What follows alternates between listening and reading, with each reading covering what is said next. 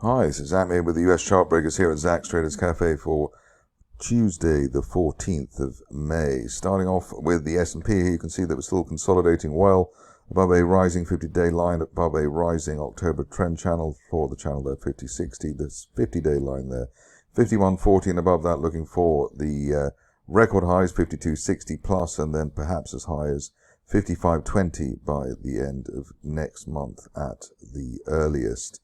At the moment, the idea is any dips towards that 50-day line probably are long opportunities. Moving on to the Nasdaq 100, and here, similar position to the S&P as you might expect. We've got a rising 50-day line. We've broken that resistance line there from March, around 18,100. The longer we stay above that, the greater the chance, obviously, of a retest of the best levels of the year towards 18,500. Above that, the best case would be up to the top of that rising trend channel from September, October, 19,300 by the end of next month, or in this case, sooner. Moving along to the stocks and starting off with AMC. Here, obviously, the mighty hath fallen, I suppose is the correct phrase, but it looks as though we've got a rising trend channel base. That's been in place since November. Nice push through the 50-day line there at $3.50. And up towards the old resistance, or through the old resistance there, around the $5 mark, above $5, looking for up to $10 as soon as the end of this month. I would also fill that gap down from back in November, so it looks like a decent destination. AC Immune is next, and here we've had a bear trap gap reversal, so bear trap from below the old February support there, that was around the $2.50 level. And now we're perched on the 50-day line, $2.90, and we've broken that line of resistance there from January at basically $3. The longer we stay above $3, the greater the chance of a retest of March resistance there at $4 by the end of this month for AC Immune. Next situation is CareCloud, and here we've got the shares breaking that W-shaped center of the W there, the December peak there, around $2, above $2. We're looking for a journey towards a resistance line rejection from basically this time last year. That is heading for the $4 area, and we're looking for that as soon as the end of this month while we remain above the $2 level.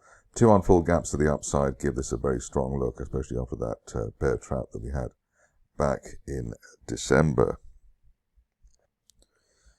The next situation coming up, and a decent one in the sense that you can see a proper reversal for context logic. The rising trend channel base from September, top of the channel there heading for $8. We're looking for that by the end of next month, especially if we can get a quick end of day close above the 50-day line, $5.70, which has blocked progress over the last couple of months. Upside value while we hold above $5 and the floor of that channel. Moving along the list, and Chromacell is next. Here you can see we've got a theoretical rising trend channel.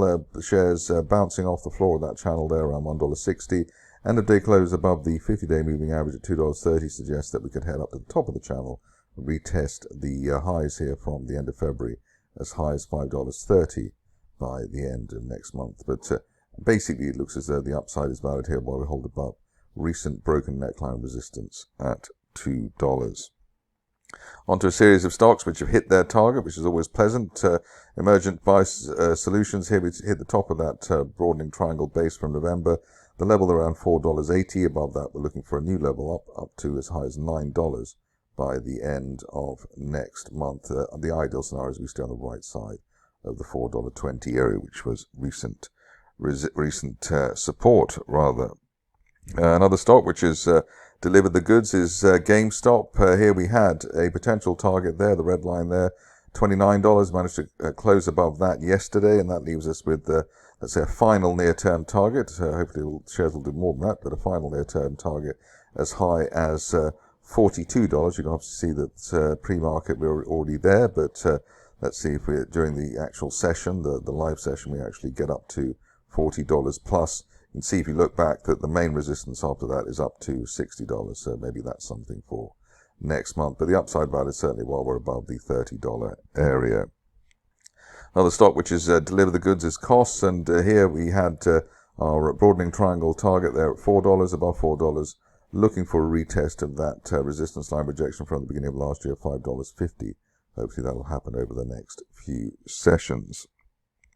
Another stock which we've been following and is doing well is Tech, and this has hit the top of that rising trend channel or rising formation there from back in October, $4.60. Above that, looking for the blue line there, resistance line projection from September, and that's heading for $6.50. We're looking for that by the end of this month while we remain above the $4 area. An interesting setup coming up next in the form of MGNX, and here the shares broken right down below the rising trend channel that we had there. Obviously there was that sign that we were failing. The view now is though that we have a chance of at least finding support in the $2.80-90 area. Maybe that's the level to look out for, given how oversold the shares are, with the RSI in the high teens, well into oversold territory. Another stock which has delivered the goods over the near term is Novavax, and here we were looking for the shares to squeeze up to the top of that broadening triangle, the red one there, $11.50. They've obviously exceeded that. Next level up to $16.50, which would also fill that gap down that we had from the end of 2022. But the key here, holding above our previous $11.60 target.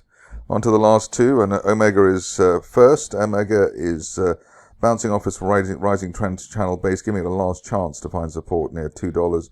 Above that, looking for the 50-day line at $3 sometime later this month. But nice bullish divergence there, so lower low there for the recent days, but higher RSI trace. On to WEER, the last in our selection today. Here you can see that, or WEER, whichever way you want to call it. Here you can see we've got this broadening triangle. It's been obviously a rather deadly run to the downside in the recent past, but just the first hint of a turnaround in the sense that we're looking for the shares to recover and recover that 50-day line around $4.90. Above that, we could hit the top of the triangle there as high as $11 by the end of next month. That also fills the gap down that we had back in February. That's it for me today. More updates tomorrow.